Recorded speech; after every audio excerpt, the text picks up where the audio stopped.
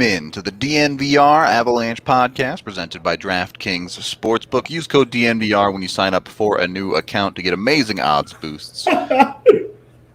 AJ's having a giggle about something over here. Sorry, you started in with the welcome in and all that, and I just realized I still had my music playing, and so it sounded like ready. You were. It sounded like you were responding to Taylor Swift singing at you, and I was just like. About to collab with T Swift out here in the DNVR podcast. Let's go. Oh, jeez. We will get to the zombie president in a little bit. I promise. We're answering user listener questions. Excuse me, on today's show. So, we still need some Evan B-roll for the intro. It's true. We haven't been able to grab it, but. We'll get to the president. We have a bunch of questions from all y'all. I'm sure we'll answer some live questions from the chat as well on today's show. I'm looking forward to it all. It should be a fun show. It's the middle of the off season, so there's some interesting questions to say the least on this one, AJ. Yeah, I like so when we do these, when we talk about doing the listener questions, a lot of times it's like, okay, how many questions about the trade deadline or the expansion draft or free agency are we going to get? The same questions that we've answered like 6 times in the past year on the show. Yeah, because there's always a couple of people who are just like, hey, like I know that this is a few months off, but what do you guys think the Avs should do with the trade deadline? And it's like, they haven't started playing yet. Let's see how this goes. Not any of those this time around. We got a wild array of questions this time, but it turns out that late August is actually good for something. You're getting even further away from how you spell that name, Cygnus. He probably just took my spelling because I couldn't remember. Nerzul. Oh, yeah. You think it as much as we looked at it. Yep. Yeah, we spent a lot of time there. But yes, the questions should be fun. I'm going to start with one that's at least semi-hockey relevant because I think the answer is obvious. This one comes from Ryan. What SC2 unit would each Avs player be? And the whole team is just a bunch of Zerglings, right? Like, they're all just skating around at top speed on the ice, swarming the other team. No, I don't. I think that is too much of a cop-out. I wanted to actually go through some of real these. answers? Okay, all right. We don't have to do every single player, but I feel like there are some that we could probably do. All right, that's fine. Like, Bednar would be the observer, right? Oh, definitely, yeah. Totally invisible, but always watching. But sees everything? Yeah. Yep. Makar would be a stalker because he would stand there, do a little shimmy, and then blink behind you. And then just blink? Ooh, yeah. That's pretty good. That's pretty good. Could we give EJ the immortal just because he's the old guy now? Yeah, but I guess an immortal with no shields because he just breaks immediately. Yeah, exactly. I like that answer a lot, actually. Let's see. Sam could be a disruptor. Lil G? I don't know. How's he a disruptor? I feel like he. I'm trying to think of a unit that spins around a lot. I was gonna say he could be a Hellion. Yeah, that's a better answer. I like that answer. Or would LOC be a Hellion? Nah, LOC would be like just a. I can't think of the name. The basic unit for Protoss. A Zealot? Yes, thank you. Because he just charges into everything. Okay. I'll allow it. Yeah, I'm going with that. Kadri would be like a Baneling. Because you never know when he rolls in and blows up on somebody. Yeah. And can do friendly fire. Yeah, definitely. Can definitely hurt his own team. Let's see We here. need a Terran unit. I guess we have Hellion for Gerard, but you didn't seem sold on that. Yeah, I don't know. I don't think Hellions is like a spinny unit. I'm trying to think of a unit that spins in circles, but I can't. Well, I'm thinking of like elusive, quick. Yeah, that's definitely true for Hellion. Certainly not like can't take very many hits. Yeah, very weak in that regard. Yeah, unless you played StarCraft. This is definitely a weird conversation. Burakovsky is definitely a sniper. Good call. Man, Ryan Graves would have been the perfect siege tank. Yep. The turret at the blue line.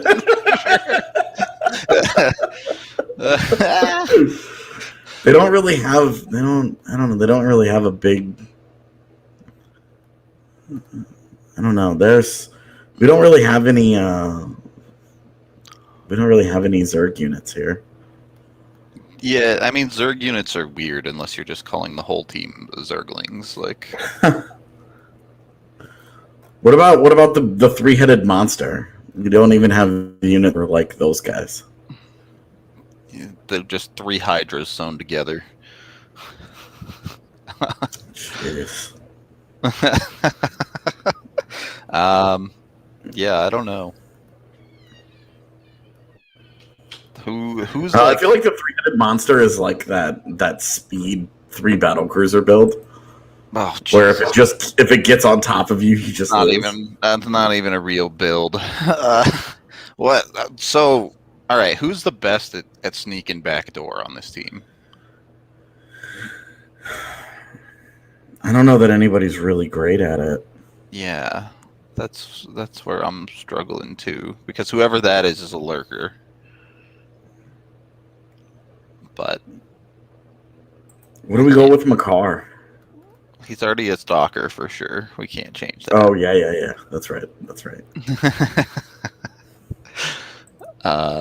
Anyway, I don't know. That we got to move on to another question here, or we'll be on this for the entire show. Do another hockey one here. Being Bednar's 5th anniversary today, what is your favorite Bedsy moment? I don't really have a moment, but the conversation I wanted to have was burgundy suit versus his varsity jacket from the outdoor game.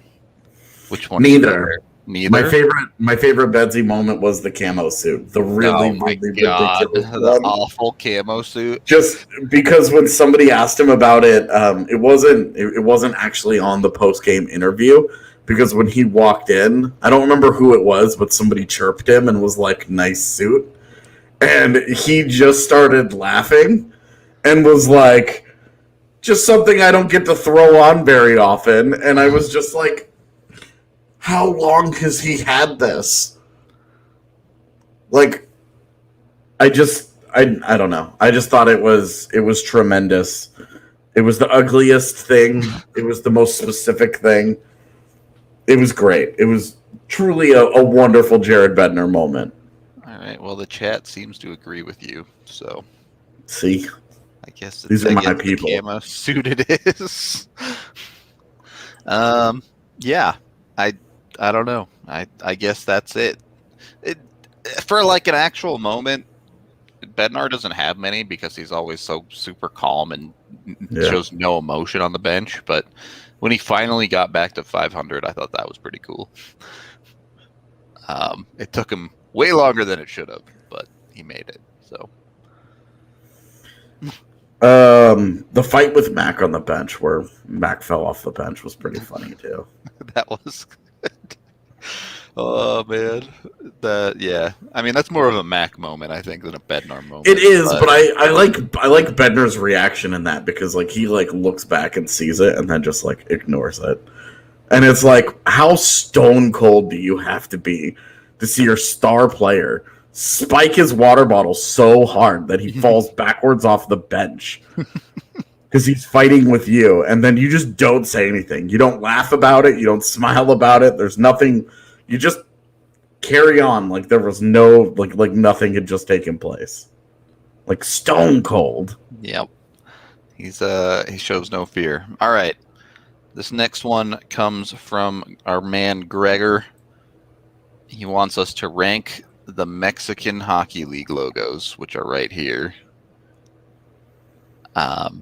Personally, the Mayan Astronomers is my favorite one by a lot. Yeah, and then the Priests, and then the Stoneheads, and then the Eagle Warriors. I like the Stoneheads more than the Priest, just because it reminds me of Legends of the Hidden Temple. Yeah, with Olmec there. But I mean, I was gonna say it says Olmec. It should. Yeah, right. So, they're all. I guess like smaller leagues tend to do this, right? But yeah, they're all like kind of the same stylistically in design. So, they're similar. Our producer Yahir says the Aztec one is the best, which is the one we ranked the worst. So, to each their own, I suppose. Yeah. We have one person in chat rooting for Olmec as number one. So there you go. I don't even know where to watch the Mexican Hockey League. I'm not going to lie to you. Yeah. I don't think a lot of prospects are coming out of that league. Yeah. Not yet. Give it time. All right, we got something right. If Blaze is saying the Mayan one looks awesome, I feel more confident in my vote. I'm not. His opinions on logos are stupid and wrong.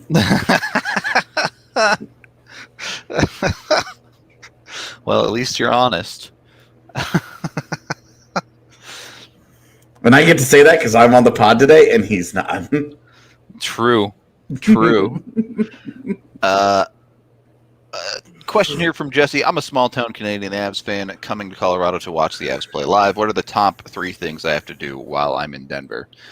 Number 1, come to the DNVR bar and get a drink with us. So do that, first of all. Yeah, I was pretty happy with somebody who responded to him. Yeah. And gave him a real list, and I figured that was sufficient. Yeah. My list of stuff to do in Denver, it's none of the touristy things that you should definitely do the first time you're in town. I mean, Red Rocks 100% do that. Yeah.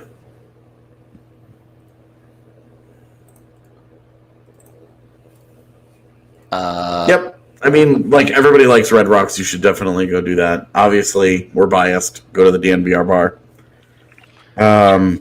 But otherwise, I always hate this question just because I'm the worst person to ask. I'm not social. I don't like to go do things. I'm boring, and I do not live my life to the fullest in Denver. That's same. I'm very much a creature of habit.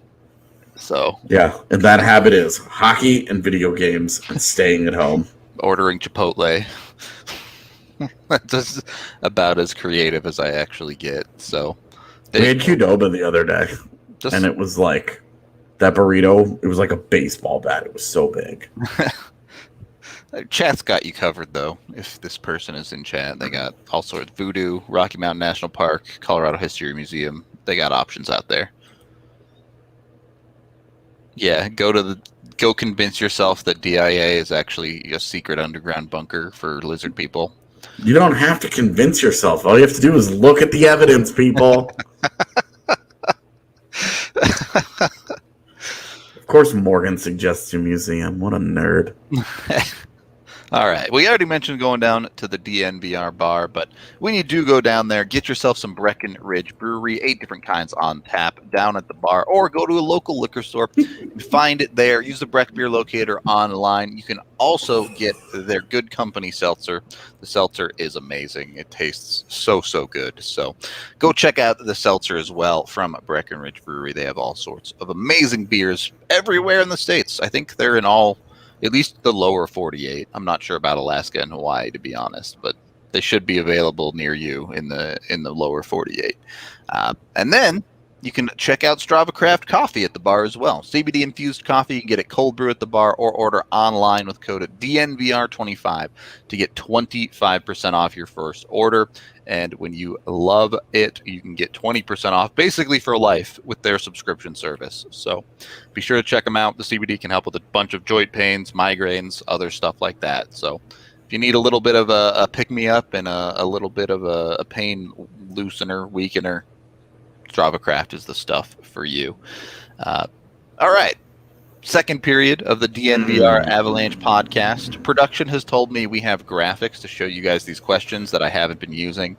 So, but what about Teddy Bridgewater being named quarterback? The second I never have to talk about Teddy Bridgewater again is the best day of my life. So here are our thoughts on it. Yeah, okay, let's roll. Next. All right. I just pick a question here. I don't care which one. Bring it up. You're running the show now. Yep. You are the captain now. All right. This one's from Zach O'Donnell. What's the most likely thing to happen this season for the Avs? Makar scores 20-plus goals, Newhook gets 45 points, or McKinnon breaks 100? I think it's McKinnon breaks 100 by a lot. I wanted to turn this into an FMK. Oh, okay. I see. Yeah, can we bring the graphic back real quick? So the F, I think, is McKinnon at 100 points. Yep. The M is the Makar gets 20 goals, and the K is Newhook gets 45 points. I don't know. I might M Newhook on that one. Okay. I can accept that. Because I feel like even if I kill Makar, he'll come back even stronger. Okay. I'm good with that. All right. I mean, really, I don't want to kill any of those, but yeah. I just did it. I did mine in likelihood of them happening, I think. Yeah, totally agree with that. I think Newhook at 45 is the least likely of the three. Yeah. Although Makar had 20 goals, I mean, defenseman scoring 20 is just not a thing that really happens much. Yeah, well, defensemen aren't Makar very often either. Yeah, everybody likes to believe that, but I mean, it's just hard to do, man. I know. I hear you. That's all I'm saying. That's all I ever say is it's just hard to do. Shooting percentages for defensemen are real low for a reason. You know, we saw there were a bunch of people who were like, oh, after his first year, it's like, oh, he shot 9.9%. Well, what if he doesn't hit so many posts, you know? Oh, well, then how many does he score? Well, the next year, he shoots 7.7%. So, you know, I'm sure one of these years he does it. He might even do it a couple of times. It's just really hard to do for defensemen. Yeah, there's our cop-out answer from Steven. You killed Taylor Makar in the prospect recaps. We got a question about him in here, so we're talking about good. Taylor Makar at some point. Great news. All right. All right. Here is our titular question from JT. Which president of the United States would win in a Royal Rumble or actual fight to the death? Follow up what the zombie version of the POTUS would win. Real version has to be Lincoln, right? Like, he was an actual wrestler for a while. Yeah, but he's so big and he had so many physical ailments that I don't know that you want to talk about lumbering form? I think that's Lincoln. Yeah, exactly. He just knocks everybody away from him all the time. So it's like, okay, are we talking like one-on-one or are we talking like, I don't know anything about wrestling. So is Royal Rumble like, is this like a team battle? Is it like 4-on-4? Like, what are the parameters for Royal Rumble? I don't know what they are. It's all right. So the Royal Rumble is they have 30 dudes all come out one at a time every minute, quote unquote, to join the ring, and then you eliminate it if you get thrown over the top rope. Okay, and yes, and to answer Brad Francis's question, it would have to be when they were in office. Otherwise, we would eliminate obviously all but four of these guys because they're all dead. Right. So it would be there. It would be like, say we had a time portal. Say this is Bill and Ted's Excellent Adventure, and we're going around and we're picking up all these dudes from when they were president, and we're bringing them to a central location. Yeah, I think he's saying because like the first 150 years of this country, all the presidents were like 70 in office. Yeah, so this is why my answer is Obama. I think he's gonna have the I think he's going to have the youth and the vigor to outlast some cats. But I also like Teddy Roosevelt as an option. That dude could. All right, this bounce. This was before he was president, but Andrew Jackson did kill a guy in a duel. Yeah, all right. Well, this isn't a duel. Sure, but all I'm saying is he's a killer. All right, he knows how to get the job done. I really just gonna keep some of these comments to myself because I feel like we're treading on some really iffy territory probably here. Probably not something YouTube would love for sure, but yo, what's up with that? Yeah, he got shot and lived, dog. Yeah, that's true. There's no glass jaw there. He could definitely take some punishment. I guess there've been a couple presidents that got shot and lived, right? So yeah, there could be some tough dudes in there. Yeah. Oh, that old Washington video on YouTube. Is Chad old enough to remember that video? It's definitely not safe for work, but that's okay. Neither is this pod at the moment. That's pretty true. Pretty true at this point. No, I'm not picking Trump. I'm not picking any of these old dudes. The really old guys, like Joe Biden would last 14 seconds. Biden would not win. No, he would roll in there. He would get clotheslined, and that would be over. And you're like, all right, that's done. Yeah, I don't. Trudeau's about to lose his job. I don't know. Trudeau's pretty scrawny. I don't think he'd. Yeah, I don't know. Well. That's a dude that if he wasn't who he was, he would definitely have photoshopped abs on himself in selfies to try and pick up girls. That's a dude. Not trusting that cat at all. There's no way Trudeau would do anything in a fight. Yes. Oh, Kennedy would have been interesting. He had a lot of issues too, though. Yeah. All right, zombie version though. Yeah. Yeah, so zombie POTUS. I wasn't into. It's so which zombie does what? Are we talking? Yeah. What kind of zombies are we even talking about? Yeah, which zombie world are we picking from? Are we picking from the super hyper intense zombies from some movies, or the slow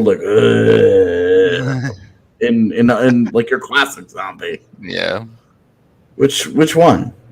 I just don't know. I think you have to pick the hyper zombies, right? Because 30 zombies shambling around in a ring would be the worst event in history. Yeah. It's true. They just wouldn't do anything. They'd just be bumping into each other. Yeah, it would just be like a, I don't know, it'd be like a video game level where you just sneak by all of them as long as they don't get your attention. They're all just all right. Bye. Obama can outrun all of them. All right, I'm good with that. We can have Obama be our number one zombie president. There you go. He's just the one who hasn't turned zombie yet. He's in the ring with 29 zombies. Yeah. That might be bad. I saw I Am Legend. Yeah, right. Whoever we pick for the winner of the living presidents is in the ring with 29 zombie presidents. And they have to fight them all off themselves. In that case, I'm going with Teddy Roosevelt. Yeah. Maybe I trust that dude to do some work. Maybe Eisenhower would go in. I don't know. Yeah, there's some tough dudes. Morgan Freeman's been the president in a couple of different movies, hasn't he? For a handful of movies, I'm pretty sure. Teddy Roosevelt, yeah, that'd be a good answer too. I like Teddy. I'm good with that. Oh, that movie, Warm Bodies, by the way, that movie is really funny. Of course, you would love that movie. Yeah. Of course, you would. I don't want to say I don't want to say that I love it. It was a funny concept and I liked it. If there was a movie like right up AJ's alley, it would be that movie. I really don't like zombies. I really don't like them. But that movie is like barely about a zombie. It's like a zombie coming of age film with some rom-com thrown in. All right, let's go to our next question here. That's the old one. All right, we did that one already. Yep, I did that one. Did things out of order. If you could attend one of the NCAA powerhouse schools for hockey, which one would it be? Which school would you say absolutely not to? So so you and I are high-end NCAA recruits, hockey recruits. Yep. We're not going to the CHL. Yep. We're gonna play college hockey. Mm-hmm. What are the programs that we consider? Like, what's your say top 4? I turned down Notre Dame immediately. Okay, well, I don't think Notre Dame is a top program, so that's not anymore. That's fair. Yeah. Let's see. Probably Boston College. Okay. Minnesota. Okay. Which of the Minnesotas? Just Minnesota? Just the Gophers. U? Yeah. All right. I wouldn't want to go to like Mankato or anything. You wouldn't want to go to Minnesota Duluth? That'd be better than Mankato, but still probably not. Who are the other major ones in the East? BU? They're not really anymore. I mean, everything is cyclical, right? Yeah. UMass is now. That's a good point. I wouldn't really want to go to DU, to be honest with you. North Dakota, that's a good one. See, North Dakota is my absolutely not answer. I'm not going to North Dakota. I don't blame you for that, but it's a powerhouse. North Dakota can go fuck itself. I'm not going there. You couldn't pay me to go there. Omaha is definitely not a powerhouse. Yeah, right now, Michigan.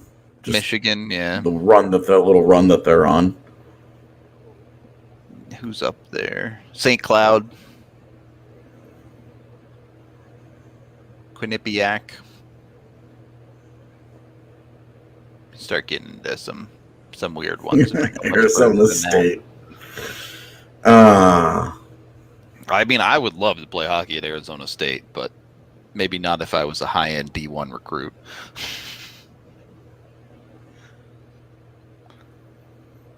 All right, so what's your list of 4, and where do you go, and what's your absolutely not school? My absolutely not would still be Notre Dame. Okay. But my list of 4 would be Boston College, Minnesota, UMass, and probably St. Cloud, and then I'd just go to BC. Okay. And then I would not go to... If I can't choose Notre Dame, if I'm not allowed to choose Notre Dame, I would not go to Minnesota State. Okay. My list of 4 would probably be Providence, Michigan, DU, and Minnesota Duluth. And which one are you going to? DU. Really? Yeah. Dude, the DU campus, I love the DU campus. I wish I had gone. I wish I could have gone there when I was actually wanting to go to school and do that.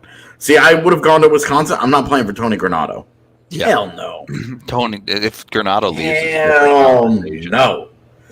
But I love the DU campus. I love their rink. It's awesome. I don't know. I think being part of the Pios would be awesome. I feel amazing every time I go down there and I'm on that campus. And Providence is my only Eastern school. I really don't like the East. I really don't want to go out East. I don't have an interest in it. I would be way more interested in going to Minnesota Duluth. So, Yeah, I don't want to go to NODAC because I don't like Fargo. There's nothing in North Dakota, man. There's nothing to do there. I just don't Fargo. I don't like North Dakota. I don't like Grand Forks. There you go. Yeah, I'm like Fargo. People are like, you morons. It's not where it is. Yeah. I just don't like it. Yeah, I would not go to North Dakota either. I don't want to. I really like the idea of DU because it's like it's a powerhouse in a big city. So it's not like I'm a superstar on campus. It's because that's personality wise. I don't want to do that. Yeah, I mean, I don't want to be a big man on campus. If I'm at DU, I'm in a city with a bunch of pro sports.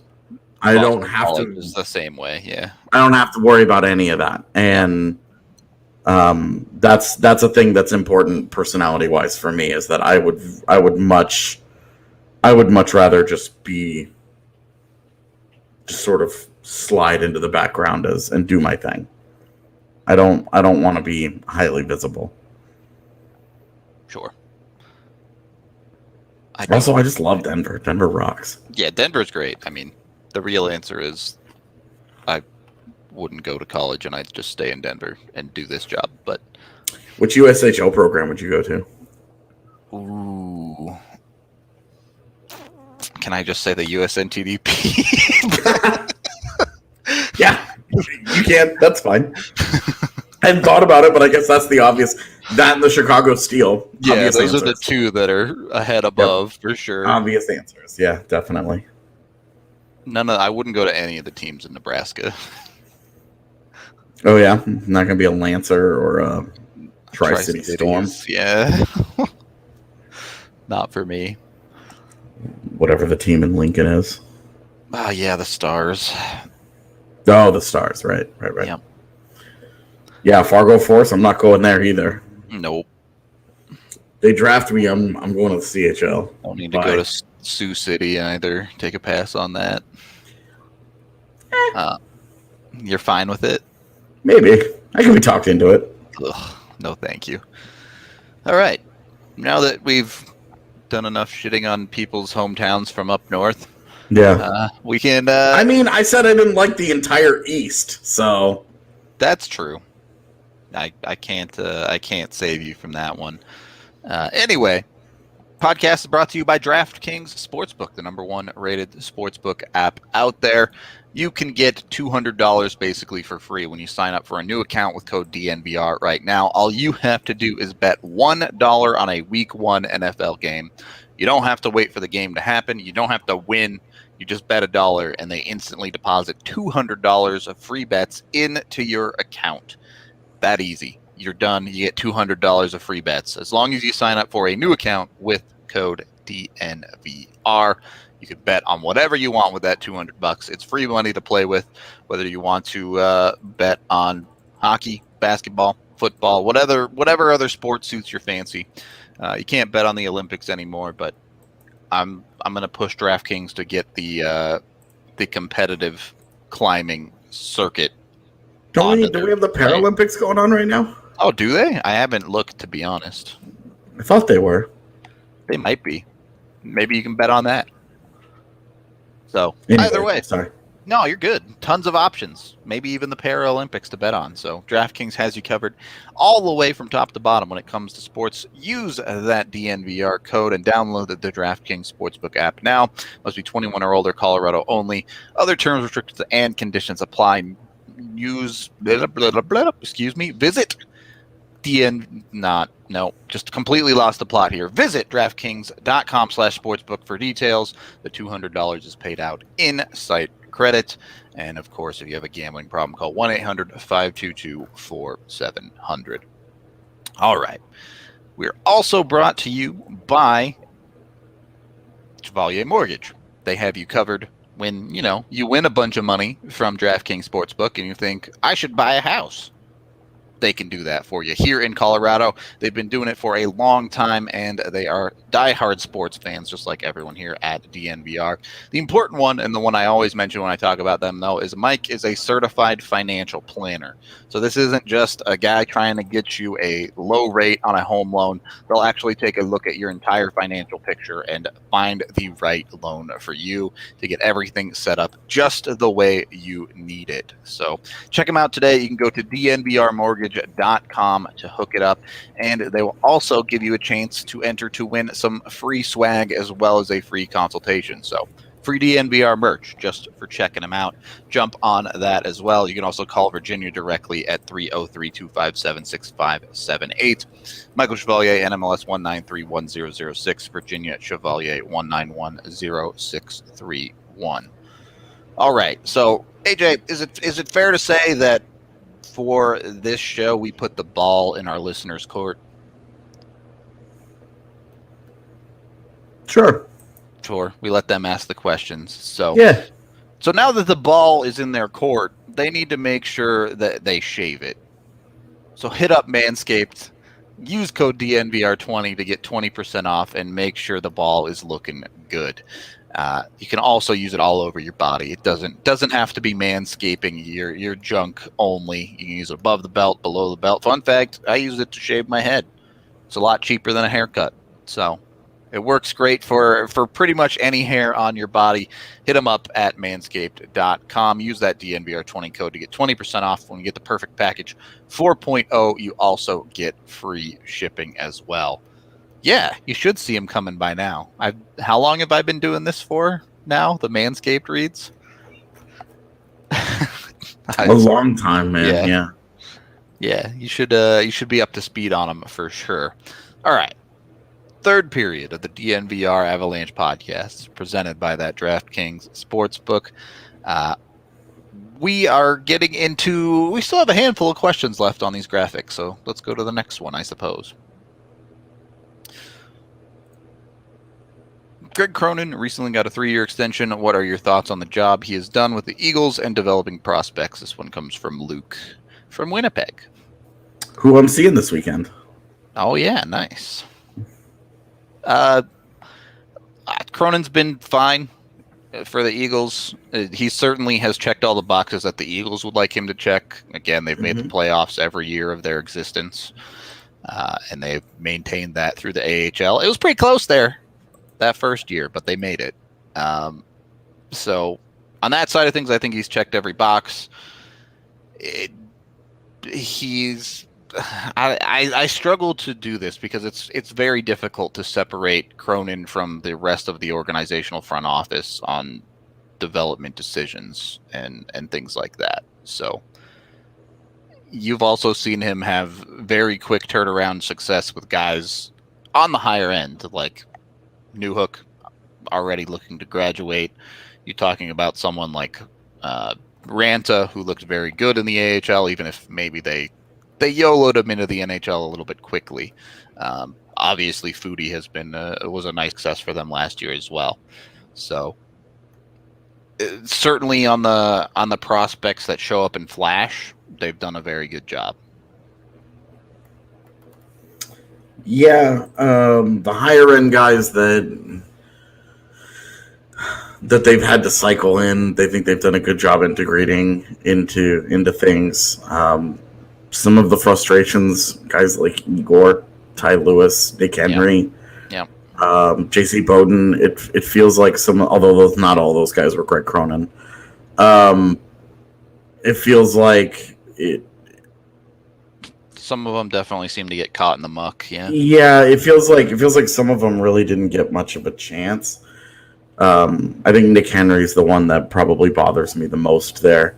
Yeah. Because we saw him in the rookie tournament. He's playing on the left side next to Shane Bowers and Martin Kaut. Yeah. And that line was sick. And they were really good. And then they get to the AHL, and Bowers and Kaut are mixed into the lineup somewhere, and Nick Henry's fighting for a fourth line spot. Yep. And it just feels like there hasn't been a guy that's really shown up and worked his way up that lineup. There have been guys like Logan O'Connor who showed up, did well in the job that they were given and then moved on. Yep. And that's been fine. But we haven't really seen much success from guys working their way up the ladder. The reality is the Avs still haven't developed a role player out of one of their own drafted prospects. And now that's getting a little specific because LOC wasn't drafted. Sure. But, I mean, my point with LOC more is that he was, 24, 23 when he joined the organization? I think he was 20. I think he was 22, but yeah. Well, okay, but he's 25 now or something, so... Yeah. That was a little bit of a more aged player as opposed to bringing in 20-year-olds. Right. So I get the point, but it also like LOC fits into this like weird hyper specific spot. Yeah, where it's like, well, the Avs haven't drafted and gotten a guy, but it's like we overlook the fact that they took an undrafted guy. Sure. There's some credit to their scouting system there for sure. Yeah, and this was a guy who had 21 points as a career high in college at Denver, and then his first year in the AHL went off. Yeah. Had a 42-point season. So, like that's a good job by the organization top to bottom of getting an NHL guy out of him. Now we're going to see this year he's expected to be a full-time guy for the first time. Yep. So we'll see how he handles that. But I just don't really. I don't have a really strong problem with Cronin, but it does feel like sometimes my biggest issue. It's not so much the Megnas, it's the Ryan Wagners. Yeah. Which, again, I do wonder how much of this is on Cronin as compared to the rest of the organization. We know a guy like Billington has been very aggressive in those type of things for the Eagles as well. Yeah. Knowing the hierarchy and what the lineup is and all of that, we just don't really know who's 100% in charge of all that.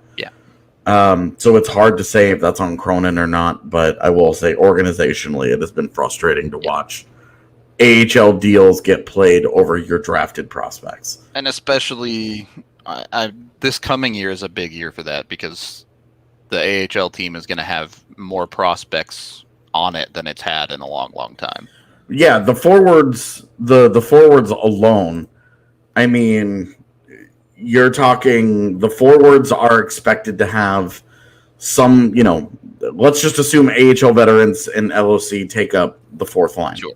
So you have Bowers in Colorado. So yeah, you have Bowers, Kaut, Ranta, Bocage, possibly Foodie, and Nick Henry. Henry's still there, yeah. And then whatever, and that right there, it's just like, okay, well, there's half of your forwards. If what are they going to do with them? Those dudes playing in the bottom six down there and just, grinding in the muck instead of getting quality opportunity. Yeah, that feels like you're not taking full advantage. Yeah, and it just feels like, if you've got those guys sitting next to AHL deal guys instead of each other, right? Like, come on, like these are the future of your organization. Let's get these guys playing together and get them accustomed to playing together. Let them grow together, learn together, develop together. That way, when they get to Denver together, they're already comfortable. It doesn't make sense to drop these cats next to AHL deals. And I don't mean like Jason Megna AHL deal. I mean like actual AHL deals. Dudes that are playing in the ECHL and have a two-way contract with the AHL. Like if you're gonna put them next to a Dylan Sakura or a Stefan Matteau, that's one thing. But putting them next to like what was Cale Kessie and like these types of guys over the years, dudes that just don't have AHL level skill. Yeah, it's been frustrating to watch them consistently give ice. Like Foodie played next to Ryan Wagner like all year last year. Yep. And it was just like, God, this is frustrating. And that's my problem organizationally with the Cronin stuff. And how much of that is Crow and not right. A moving target. He's the poster child for that issue is all. Yeah, exactly. As the head coach of the AHL team, we kind of lay that at his feet. Yep. I will say it's going to be fascinating this year to see how he handles the goaltender rotation. Yeah. Between Miska, Johansson, Miner, and Annunen, he's got way more goaltending talent than he's ever had. Yep. So I want to see how that gets, how he utilizes those guys. But it's okay. Colton, it's not that we don't want to talk about the Grizzlies. It's just that from our perspective, man, there isn't much to talk about. It's unfortunate reality. Other than the goaltender position, the Grizzlies are almost entirely irrelevant to the Colorado Avalanche. Yeah, and it's just there really isn't hope that they do well.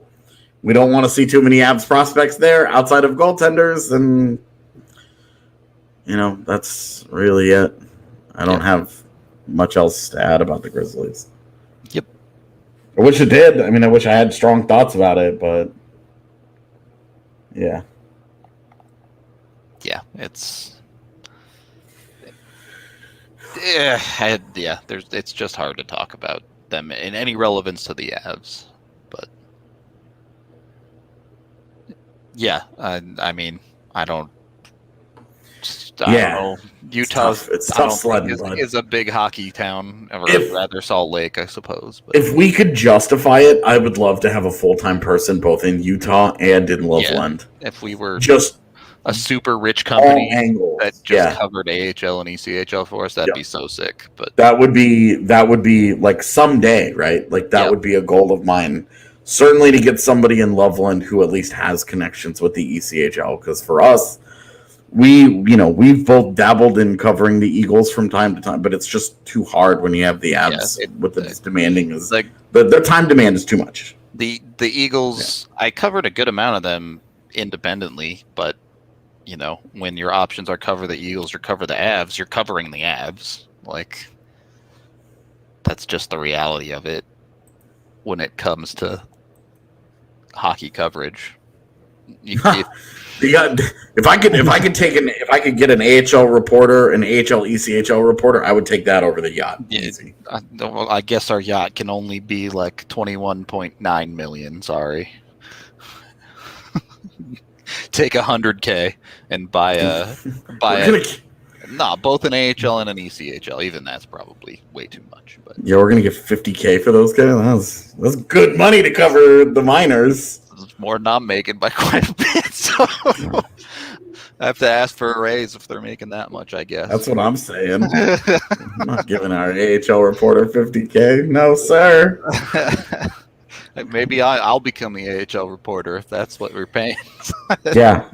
Anyway, speaking of which, P.S. If you know anybody that might have an interest in joining the DNVR Avalanche team, send them my way. Boom. I don't want to say that we are committed to hiring somebody, but we're poking around. Open to the option, potentially. Yeah. We're looking around to see if there are some people that are interested. We're trying to expand a little bit, so you hit me up. I'm back on Twitter. Return of AJ. Yeah, don't tell. I haven't tweeted yet, but AJ's sneaking around on Twitter. That's right. All right. Next question. I don't even know how many we have left. We already did that one. Yep. Cycled through that one already. No, go. All right. There we go. That's the one. What is the actual likelihood of Taylor Makar playing for the Avs in the future? I don't know much about his projected ceiling as a player. First of all, is your name Avs Old School RuneScape? Is that your Twitter handle? Because that's kind of dope. Secondly, it has to be close to 0, right? I think all 7th rounders are close to 0. I think all 7th rounders are like less than 5%. Yeah. You're like realistically, you're looking at maybe every year you get maybe 1, maybe 2 7th rounders at most. Yeah, depending on the season, like there's almost always a couple of guys that come out of the 7th round and play in the NHL. But they're not regulars. Usually. Yeah, it's pretty rare to see guys last more than about 200 games. Yep. Taylor Makar, look, he took substantial steps in the AJHL.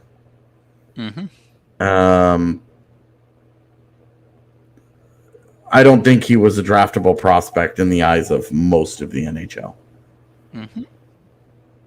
But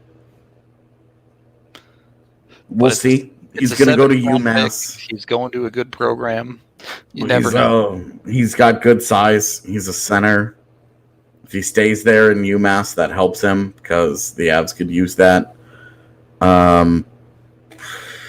It's really not a very high ceiling, but he's taken such big steps forward the last couple of years that you're at least curious to see how it goes. But right now, anyway, you expect him to play all 4 years at UMass, and it's a real uphill battle for him just to get an ELC, let alone be an Av. That's the thing that's so hard when it comes to projecting these types of kids because they're so far away from the NHL. Yeah. Like getting drafted is great, but it is a long road for him to get to the NHL. Yep. It's so different from first rounders at the top where you're talking about this dude could be 1 year away from the NHL. It's just not like that at all for even like third and fourth rounders. It's just not. Look at Sampo Ranting. He's going into his 4th year. This is D+4. Yep. So that's that's a guy who's been on a straight up trajectory. Look at Drew Hellison too. He got drafted. He's had 2 years. Only gone up. Like stock has skyrocketed, and that was a 2nd round pick. He was like almost a top 50 selection, and it's still it's an upward trajectory for that guy, and it's still a long way to go. Yep. So this was a great reward for Taylor Makar and hard work and all that. A good year, and the Avs obviously saw something that they liked. I don't know how much. I don't want to cast the stone that the only thing they liked about him was that his last name was Makar. That's unfair to the work that Taylor put in and the progress that he made with the Bandits.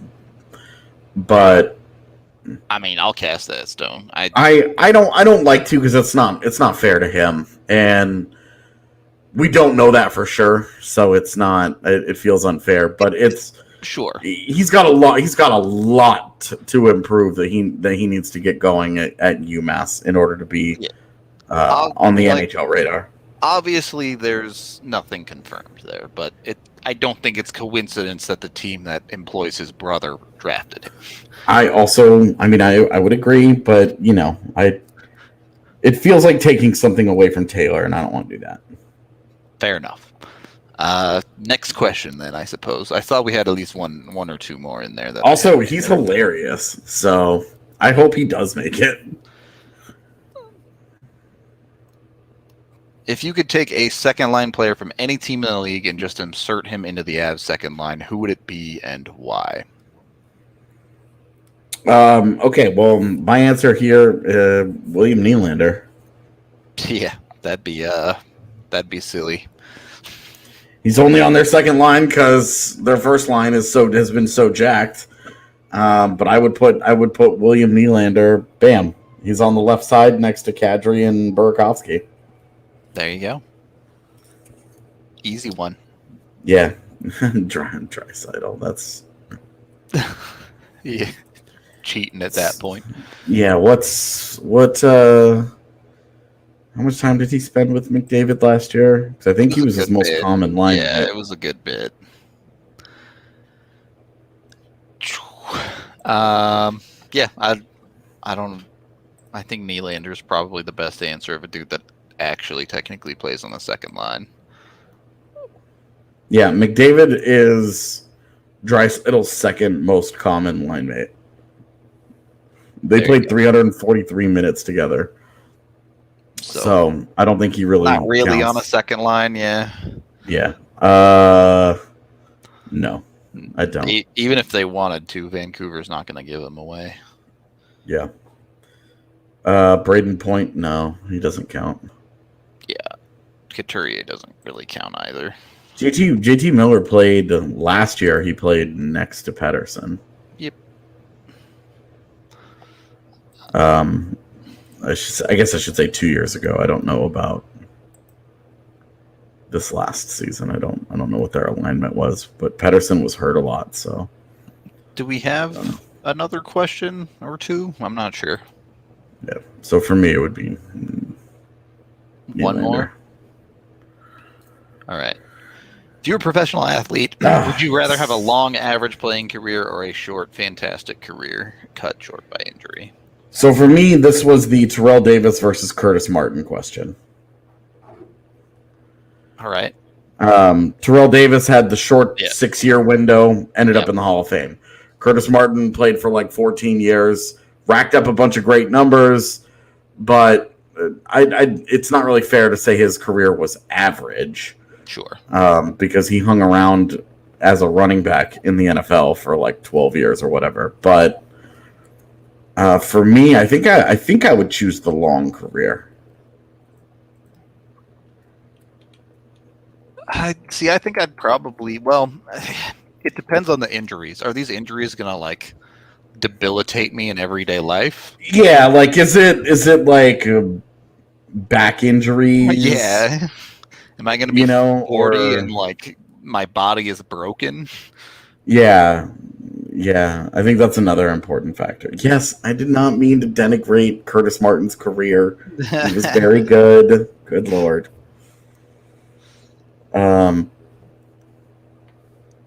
Yeah. Because like if I'm reasonably okay and there's just injuries that like can't play hockey anymore, I think the short superstar would be the one. But if the injuries are like, you won't be able to walk when you're 50, I'll take the long career. So. Yeah, I guess it would depend on I think for me it would, now that I'm really thinking about this, it would probably depend on the nature of the injury. Yep.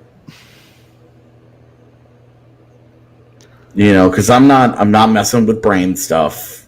Yeah, I'm not messing with concussions and waking up and having random freakouts and stuff. I don't want to play with that. I'd rather have the long career where I'm just like I'm good at the end of it. Yep. I think I would probably just take the long career. All right, take both, but at the end of it, you have to stick your hand in a snowblower. Bro, never. We don't talk about snowblowers on the show. What the hell, bro? It's always too soon. No. Yeah, who's a good example of like a long? Would it be Darren Helm? Like a long average career? Yeah, probably. I had the Avs pulled up, and I'm trying to find like average, and it's like. I mean, Darren Helm's played 744 games in the NHL. Like, is Tanguay too good to be average? Yeah, probably. Yes.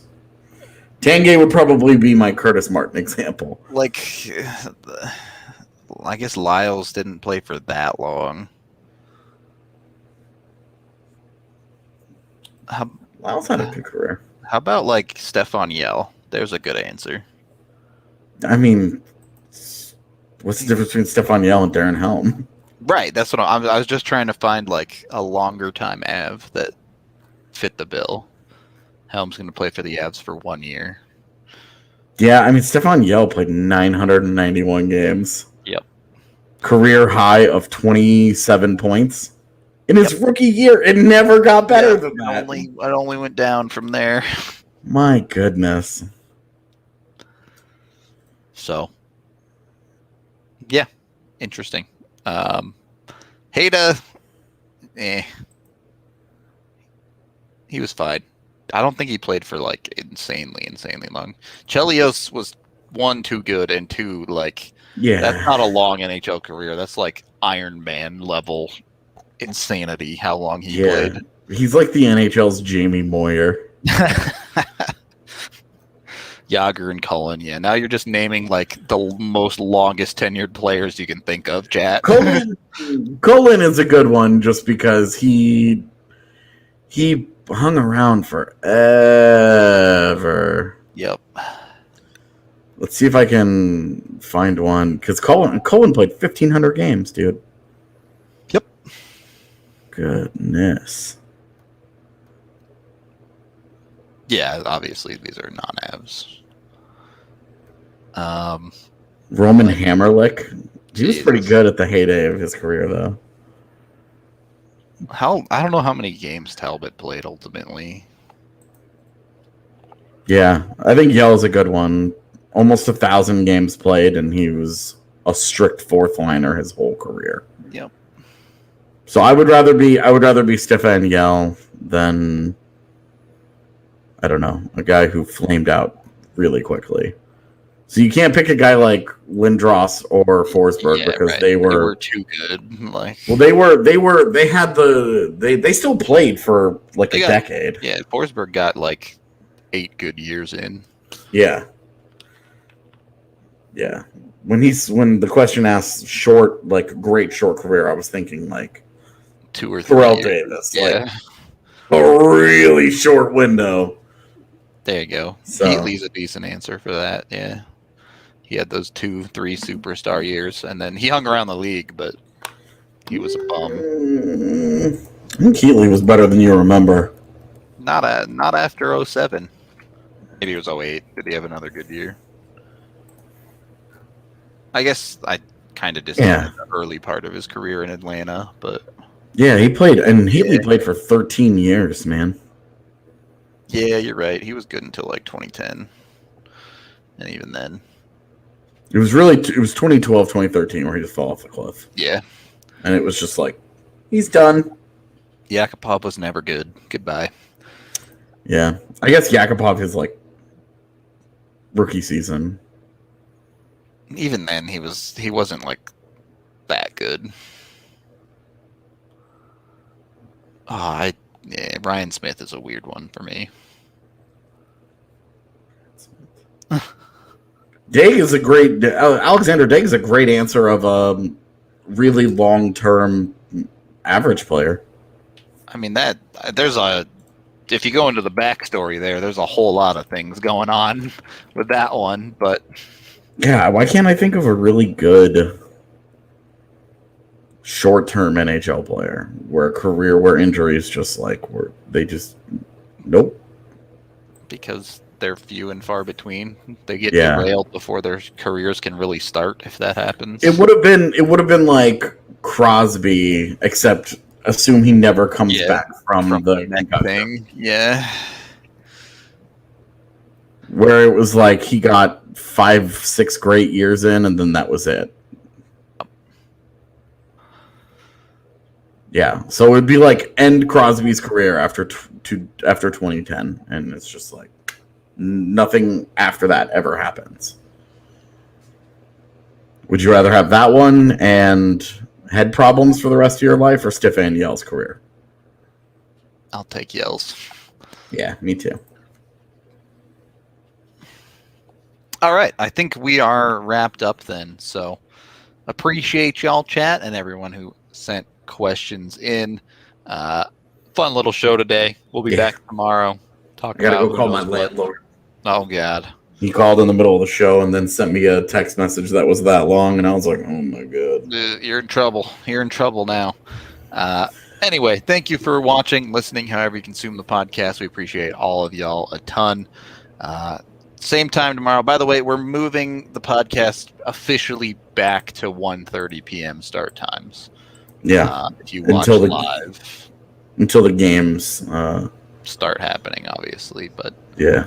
For the rest of the off season, we'll be live at 1:30, which we were live at around 1:30 half the time anyway. But anyway, 1:30. That's when you can catch us. We'll see y'all there tomorrow.